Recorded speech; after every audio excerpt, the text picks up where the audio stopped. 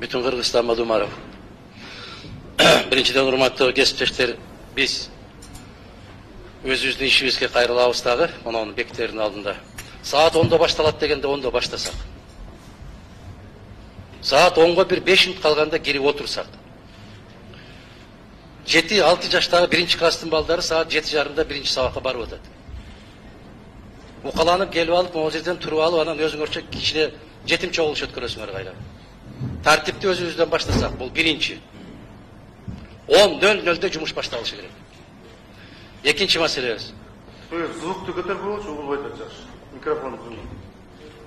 Экинчи маселебиз, сүйлөгөндө же таза кыргызча сүйлөсөк, же таза орусча сүйлөсөк. Аталасын чыгарбасак. Комитеттин төрагасы болуп, башка киши баяндамачы болгондо, кыргызча билбейсиңби? Анда Лев Толстойдун же Пушкиндин тилин сыйлап, таза орусча кет. Кыргызча сүйлөйсүңбү? Анда аралаштырма. Үчүнчүсү, могул жерде урматтуу ошол жумушчу топтун төрагасы баяндамада айтыш керек эле. Biz ушул 8 деп сунуш кылдык, андан башка дагы сунуш бар. Бирок көпчүлүк добуш менен 8 деген сан добуштан өттү, ушуну сунуш кылып атабыз деп айтуу керек. Экинчиси, төртүнчүсү, мынау комитеттердин аталыштарын дагы бир жолу карап чыксаңыздар. Мен түшүнбөйм.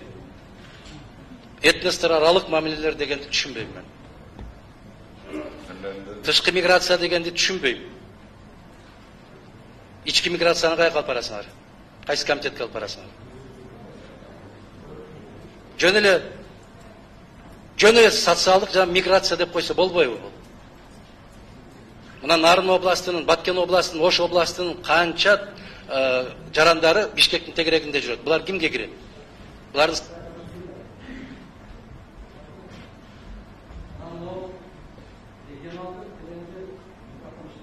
Микрофон. Жакшы угулбай атат.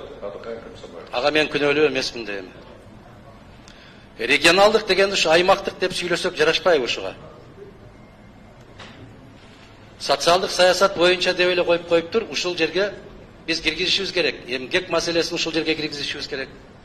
Эгер миграция дегенден чочуп атсаңар, миграция саясаты дегенди ушул социалдык саясатка киргизиш керек. Жетинчи, бюджет деген бул казына да. Ошол фискалдык дегенди кандай түшүнсө болот?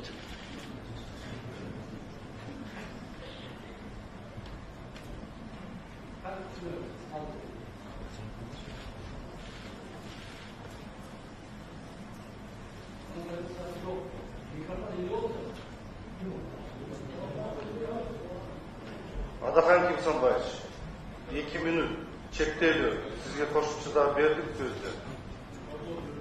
Az berебиз. Az berебиз. 5-чи микрофон берип койгула. Өзүнүн оюн аягына чейин чыгарып алсын. Мына ошол аталыштардан бардыгы салам бергенден башталат да. Жумушту кандай баштасак ошондой болуп уланат. Биринчисин айттым, тартип өзүбүздөн баштайлы.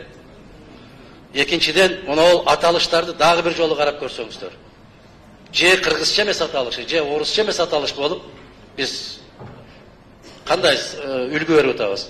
Мына коррупцияга каршы аракеттөнүү дегенди кандай түшүнөбүз? Бул жемкорлук деп жүрөбүз го, биз туурабы? Жемкор деген кыргыздын жүрөгүнө тие турган нерсе да, мал жейт да жемди. Ошол жем бар жерге барып жумушту бүткөргөндө жемкор деп коюш керек, анан коррупционер деп. Жемкор. Мына ушул жактарын караңыздар, анан жарыш сөзгө чыкканда 10 мүнөткө жазып коюшуңузду суранам. Рахмат.